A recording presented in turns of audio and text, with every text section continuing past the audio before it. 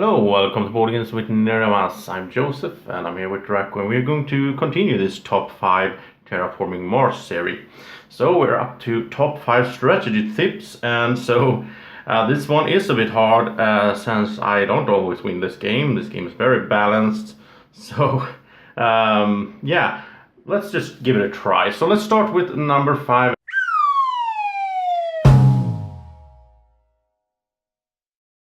My number 5 tip is corp adaptation. So basically what I mean by that is, you get corps to choose from in the beginning, right? You choose them a bit depending on which 10 cards you have that sort of fits. Let's say you get these 2 here. You will sort of make did you get a lot of Earth tags? Did you get stuff that fits with Mining Guild, considering you start with steel, you start with less cash, so yeah. So that's the first part of corp adaptation, that is choose your corps wisely depending on those 10 starting cards.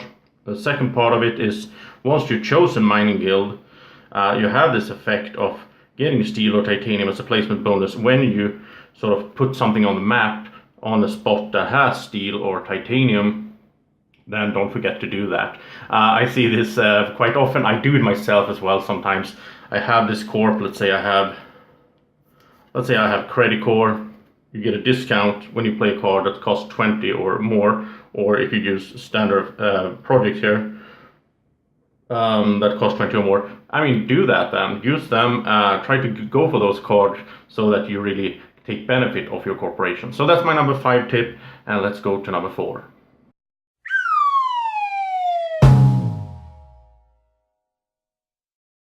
Number 4 tip I call placement. Placements, basically, what I'm referring to is of course placement on the map here, with greeneries, with the cities, but also with all the special tiles that you could put out.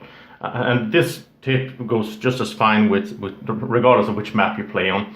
So what is it all about? Well, you need to consider, of course, a few things. What do you cover up? What will you get when you do it? A lot of cases, I'm in a situation where I have 6 plants.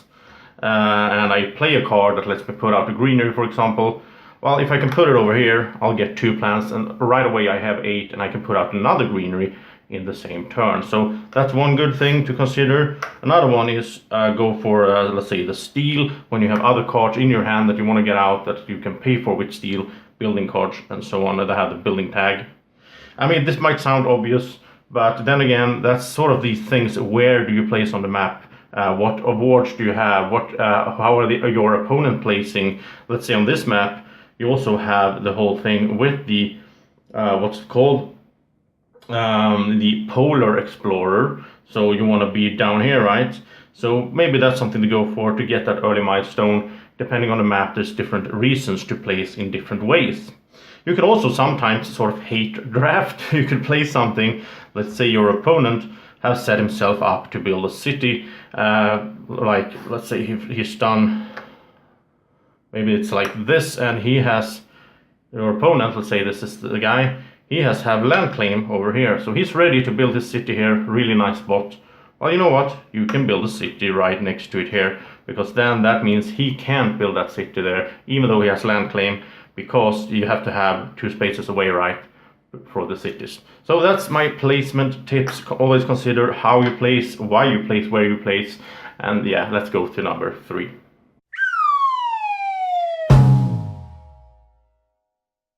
And so my number 3 tip, my strategy tip, is to consider the milestones. I mentioned this earlier in the beginner tips, but this is equally important for the sort of average player as well. It's so easy to forget about it. You're so into all your cards, how are you going to play them, in which order, when are you going to do stuff out here, when will the temperature go up, there's so many things to consider, and especially in the first sort of part of the game, this is a really hot thing. So don't miss the milestones. Make sure that you, whatever milestones there are, it doesn't matter which map we're on, consider them. If you're in, let's say, a 3-player game and you can snag 2 of these, that is really huge. So don't forget about them, have them always in your back of your mind, until of course all 3 are snagged. Then I always sort of relax, because then I'm like, oh, I can breathe. I don't need to worry about the milestones anymore, which is kind of nice. So until that happens, and hopefully that's you snagging those, as many as possible, consider the milestones. That's my number 3 tip.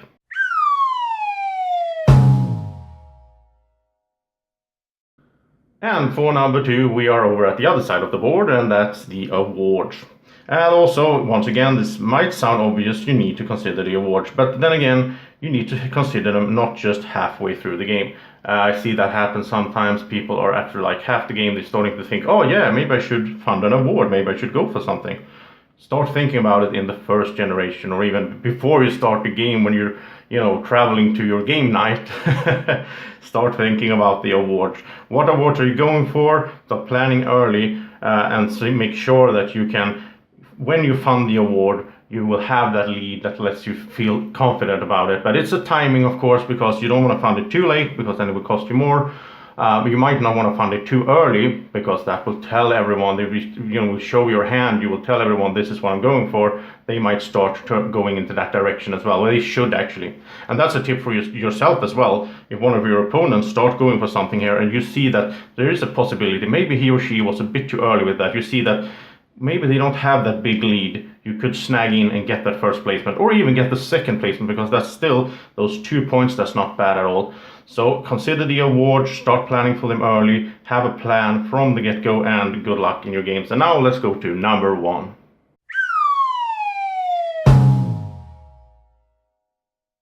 My number 1 strategy tips for Terraforming Mars, and I think this is what the game is all about. It looks like it's about Mars, it looks like it's about card play, it looks like it's about placement, but it's really not. This is a game about timing. Everything is about timing. When do you play stuff? You have to adjust to your opponents. The obvious example is, of course, this one. When you are going to raise the heat, you don't want to race from 28 to 26. That's a bad race. You want to race from 26 to 24, because then you get the bonus of increased heat production. But so let's say we're here and you can raise the heat. Well, you have to consider, first of all, take a look at the other players' boards. Do they have 8 heat ready? Are they going to get it the next round? You can see how much production they have. You can consider that. So plan ahead for that, and make sure to use timing in such a way that you let them go this way, and then you come in and do that. And even more important is up here, of course, when we get to put out the ocean. Same goes for this one, where you can get the bonus here. And it's not just these are the obvious example, but there's a lot of times in the game. Consider the milestones. We have all the timing there. You have to sort of try. It's a bit like chess or whatever game. You have to consider what are your opponents going to do, and try to figure it out before they do it, so that you can adapt to that. So timing, adaptation, that's what this game is about, and that's also what makes this game so great. And thank you so much for watching this top 5 strategy tips for Terraforming Mars. I will be back soon with the top 5 solo tips. That's the next one to come up, and I hope you have enjoyed this one. I hope you will watch the next one. Take care and have a great evening, morning, or whenever you're watching this. Bye bye.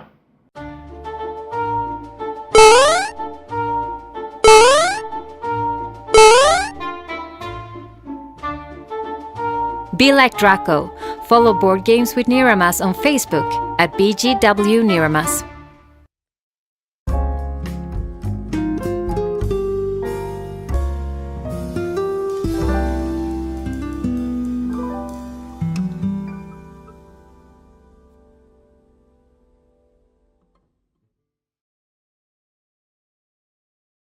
Board Games with Niramas is sponsored by Alara Games in Sweden.